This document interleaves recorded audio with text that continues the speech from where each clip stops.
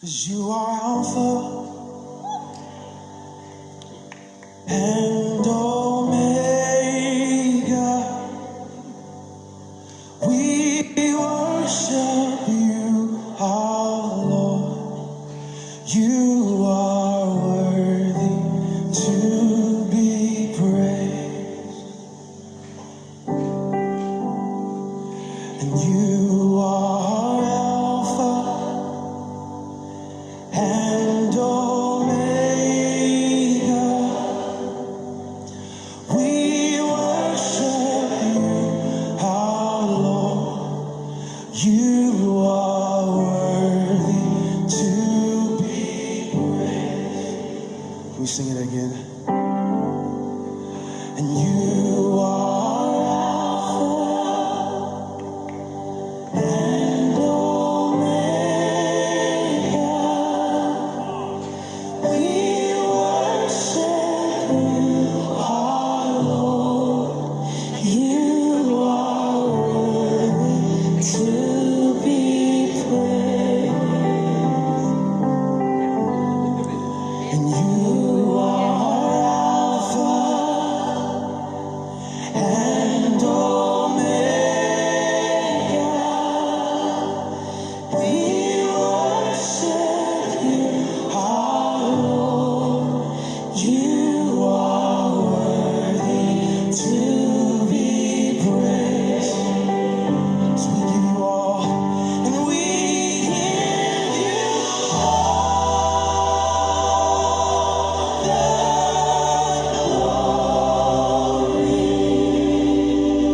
we worship our Lord. You are worthy to be praised. Oh, we give you all, yes. We give you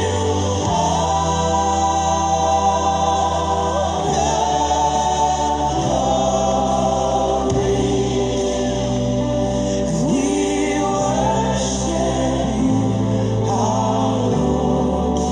You are worthy to be praised. Oh, we give you all, we give you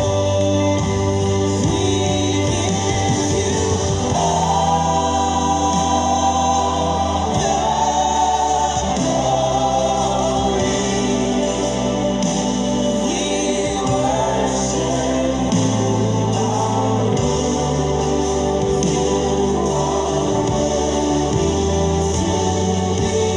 oh, we give you all, we give you all.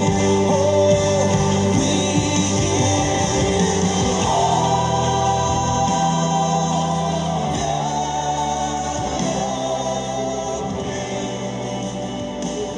we worship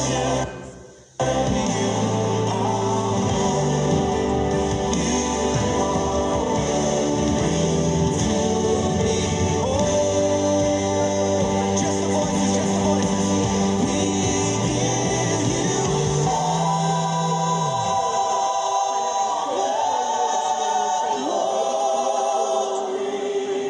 oh, yeah, yeah, yeah.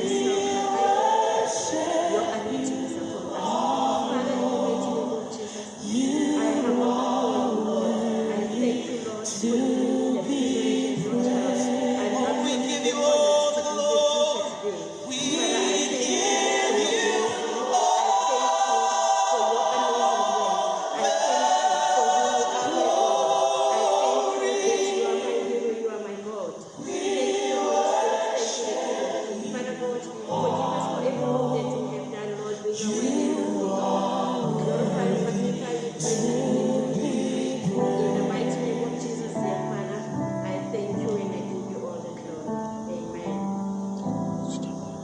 you are worthy to be praised.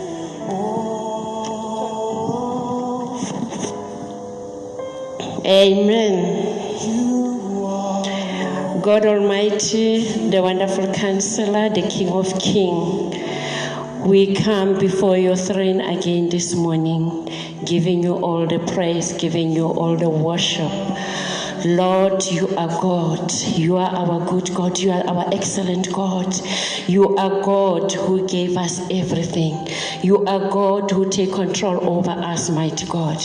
You are God, the Spirit of the living God. Father, even this morning, we dedicate this day unto you.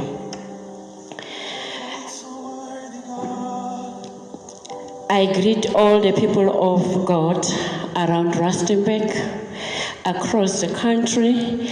I would like to appreciate the Excellence family, our partners, our friends, and their families.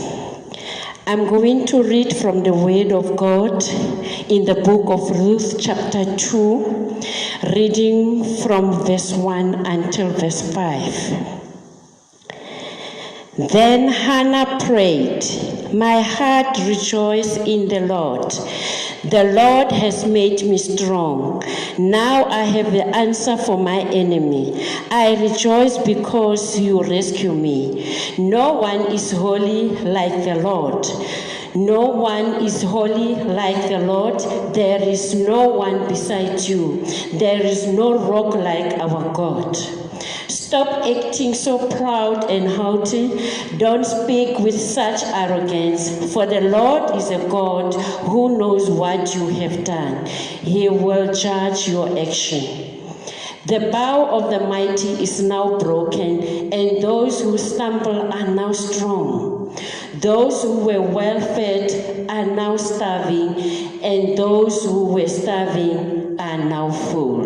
Amen. I'm going to share the message with the heading of "Nothing Just Happened."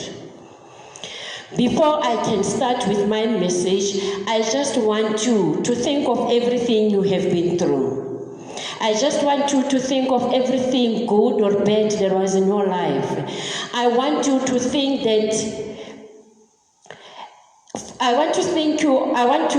of everything that does not make sense in your life. Some of them are painful, some of them you even can't forget about them. Some frighten you and you are still asking yourself, what is going to happen? I want you to understand that the steps of the good man is ordered by the Lord.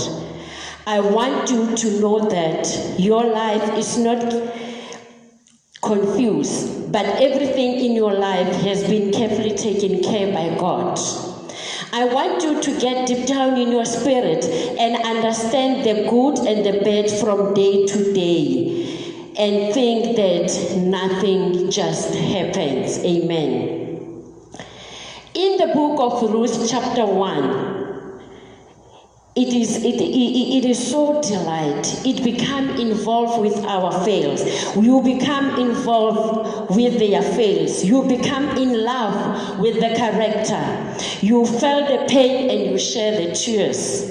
And you become personally involved with them in a very significant way.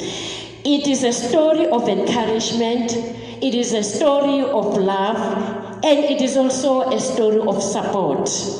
It is a story of human relationship, human survival, family interaction on a highest level. It is the open of expression to show how, in the sense of your life, God can use you in a significant way. Amen. Naomi lost her husband in death, and then both her sons died as well. She had lost everything she had ever loved. She was so discouraged that she didn't think she could go on. She had been full of sickness and joy, but now she was bitter. Amen. She made up in her mind that this is enough. She even made a statement, "I went out full, but I came back empty." Sometimes you can have something and not appreciate losing it. I'm saying this because sometimes you worry about things that really don't matter. You have to learn how to thank God for the things that happened in your life. Learn how to count your blessings and thank God for what He has done in your life. Amen. Who will thought that going to Moab, he will lose a husband who is the source of her support, died and left her? Who will have thought that having lost her husband, she will now rely on her 2 sons, and not one, but both of them died? Who will have thought that this woman will end up in a female-feminine trinity? It was Naomi, the older woman. It was Ruth, the daughter-in-law. It was Orpah, the daughter-in-law. The 3 women went through death. 3 women were in pain. Pain is a strange company keeper. It brings people together. When you are in pain, you feel for other people who went through things because you relate to them. If you look carefully at your successes are made up of the ingredients of your struggles. You need to understand your struggles, because your struggles are the pathway that lead into your success. There is something about going through death. There is something about going through pains. There is something about going through loss. There is something about going things that seems not fair to you, that doesn't make sense. You need to make sense of the madness in your life. You need to make sense of these things. You can change what happened. Eventually, to be able to get some good is about to come out of it.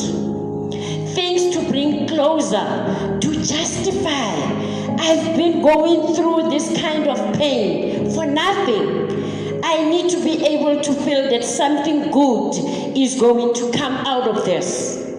If I can't do that, then I feel like I'm a victim. I feel like I've been victimized. I will forever feel shy for myself. I am not free to go on with my life. I'm not sure if to remarry again. And I'm not sure if I can get another child. I've got all these issues and I'm not ready to go forward with my life because I am still tied with where I come from. I need to know if I'm going to continue worship God. I need to know if some demons didn't get loose in my life. I need to know that Satan has a steering wheel for God and for God and is driving my life to hell. I need to know that the enemy has taken over my life, even though I feel my life has become a place of satanism and wickedness. I need to know that God is not through working it out. Soon or later, He is going to do something that makes sense in my life. I need to know that nothing just happened. Amen, church. The women wept together. They cried together. They shared the pains together. They shared the losses together. They shared the emptiness together. Then Naomi decided, this isn't. I'm going to quit. I'm going home. I can't take this anymore. Enough is enough. I am bitter and I'm going back home. Naomi's daughter-in-law, they fell and began to cry because Naomi has left significant impression on them, and all of a sudden, in the midst of the pain, Naomi started reasoning with them, start crying, saying, I have no option. What am I going to do? I have no children. I have no marriage. And even if I can have children and raise them, the clock is against me because she was an old woman. What do you do when the clock is against you? And you have enough wisdom to do it over, but you don't have time. What do you do when you have missed your season? What do you do when you have missed the window of opportunity and you have the passion and the desire?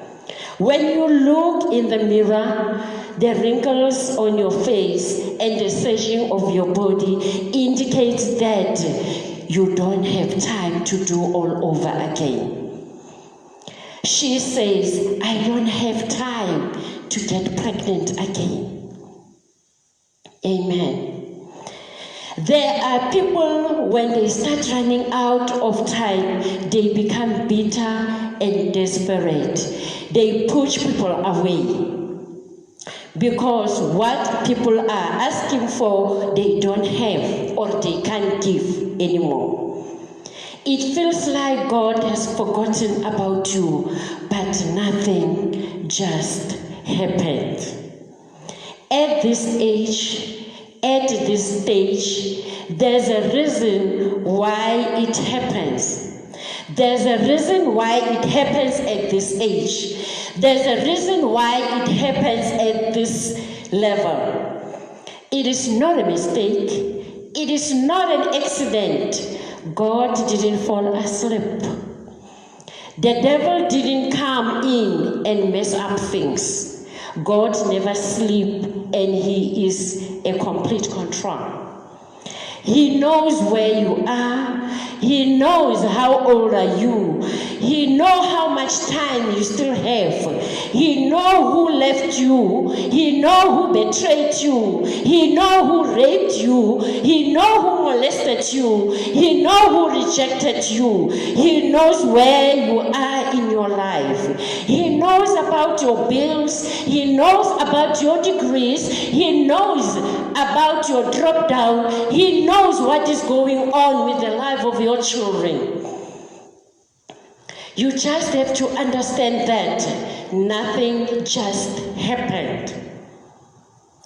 So Oprah walked away. When people walk away from you, let them go. Never try to talk someone to stay with you, to talk with you, to love you, to care for you, to come and see you. If people want to walk away from you, let them walk. I don't care how wonderful you are, how attracted you were to them, and what they have done for you 20 years back. I don't care what situation is. If people can walk away from you, let them walk, because your destiny is not tied up to the people who left. Your destiny is never tied to the people who walked away. People leave because they are not joined to us. So nothing can make them stay. Let them go. It doesn't mean that Oprah was a bad person. It means that her story with Naomi was finished. And you have to know, when people's part of their story in your life is over, you don't try to raise the dead. Nothing just happened. If they went away, it's not an accident. Accept it as the will of God. Clap your hands, wash your face, keep dancing and move on, because nothing just happened. And stop begging people to stay in your life. Let them go. Amen. Ruth, on the other hand, coming on the crossroad and look at who left, and come to Naomi and say, as the Lord liveth, I shall not leave you, Sometimes we come across people that it doesn't make sense now, but we can feel in our spirit that our destiny somehow it is tied or connected to them. It can never be money because money can be replaced. It's life. You are giving your life to someone. You are giving your life to the ministry. Ruth decided to and said, we are spending our lives together. You will not be able to write your story and to leave me out. We are spending our life together. There is no greater bond possible. We read in the Bible about people spending their whole life together. People who are not even blood related, having connected, that is impossible. How can we explain the Bible when Elisha left her family and followed Elijah? He followed Elijah to wait on him, to clean his clothes, to set up his tent. Elisha sensed that his destiny is tied to Elijah. He understood that he can never be who he wants to be without Elijah. The step of the good man is ordered by the Lord. This means whatever happened, I'm in his banner of his will. In the midst of pain, I'm in his will. In the midst of separation, I am in his will. Jonah was sent to Nineveh, but went to Tarshish, not obeying God, went into the boat, into the belly of a fish, swallowed for 3 days. Even when God told him to go to Nineveh, and he didn't go where God wanted him to go, he was still in his will. He went the wrong way, he was still in God's will. They threw him out of the boat, he was still in God's will. It has happened to be a big fish swimming on the side of the boat. So when the big man dumped him into the water, the big fish happened to swallow him and carry him to down deep ocean and sustain him not 1 day, not 2 days, not 4 days, but for 3 days. There is a significance in the number 3. If you can remember well, the Son of God said, on the 3rd day, he will rise from the grave. Jonah was spat out by the fish on the 3rd day. Nothing just happened. Your mistake was in his will. Your pains was in his will. Your troubles was in his will. I don't care what you went through. That what Paul said, I have learned that in whatever state I am in, I will be content. I know how to be rich. I know how to be free. I know how to be poor. I don't care where you are, because nothing just happens. Whatever God has predetermined to happen will come to pass. And there is no devil in hell that has ever aborted God's purpose. God is God. The reason why we worship him, he is the CEO. He is in charge. He is our God. And when God gets ready to make you, and when God gets ready to take you, he is never been without the power to make you yield to his will. He has not once not been able to orchestrate your life. Think about the worst thing that happened in your life. Think about the betrayals in your life. Think about people who left and walk away. Think about your past sinful life. Think about the disagreement with your family. Think about the disagreement that you have with your boss. Think about the attitude your family is giving you. And shout, nothing just happened. Think about when you are in the midst of pains. You were alone, but what you can say or what you must understand is that nothing just happened. I say nothing. Nothing. I say nothing. Nothing just happened. Nothing just happened. Nothing in your life just happens. The devil did not mess your life. The devil did not destroy you. You are not too old to start over. It is not too late to start over. God knows about your limitation. Before the story ends, God bring milk out of the old breast. Ruth has finally had her baby, but Naomi nursed it. When God gets ready to give you something, it doesn't matter how late it looks or how old you are.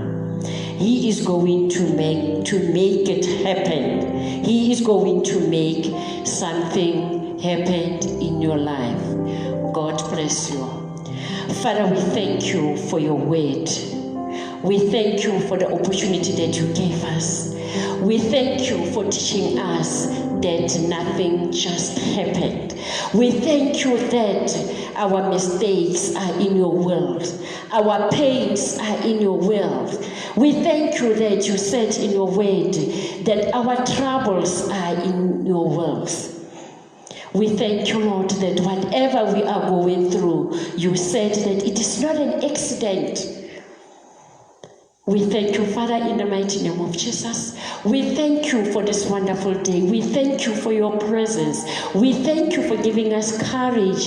We thank you, dear Father, to help us to hold on, to know that you are our CEO, you are our boss. Without you, Father, we are nothing, but with you we are blessed. We thank you, Lord, for uplifting us, Father. We thank you, Father, that you taught us to trust in you, to believe in you, to know that you are God, to know that everything is from you, to know that even if things are impossible, you can make it possible for us. We thank you, Lord, for learning a lot about the lives of Naomi. She was bitter. She lost her husband and the 2 children who were the source of his life. She thought she would rely on her sons, but unfortunately, you took them within a short period of time. But you knew that nothing just happened. You knew that you are making her life more simpler. You knew that you need the best for her. Thank you, Lord, for teaching us that people like Oprah, when she left Naomi, you taught us that when people walk away from you, let them walk. Because our destiny is not joined to them. Our destiny is not connected to them. Our destiny is not tied up to them. Thank you, the Holy Spirit. Thank you, the King of Kings, the Lord of Lords, the merciful Father, the most great I am. Thank you, Father, for being so excellent to us. We thank you for moving us from fearness to faithfulness, Father. From one glory to another glory, from excellence to another excellence, Lord. You are God. You are the Holy Spirit. You are the King of Kings and the Lord of Lords. Father, we give all the praise and the worship unto you. In the mighty name of Jesus, we declare your power, we declare your authority to take control over our lives.